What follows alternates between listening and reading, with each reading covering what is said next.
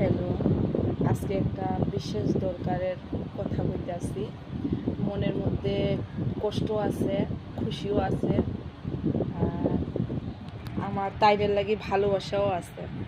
মানে আমরা ঘরটা চেঞ্জ করতে আসছি, তো একদিকে মনের মধ্যে খুশি, একদিকে দাদুরে যে ছাইরা যেমন ওইটা মাছ দাদুর ঘরে রইছি, এটার মনের ভিতরে অনেক দুঃখও আছে।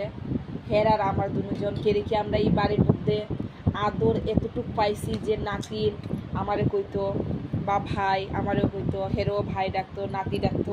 মানে মনের ভিতরে এত মানে যেমন আপন কি হয় বা পর কি হয় আমরা দাদুর কাছে বুঝছি যে দাদু এত মায়া দিছে আমারে বা হের নাতিরে খুব মায়া দিছে।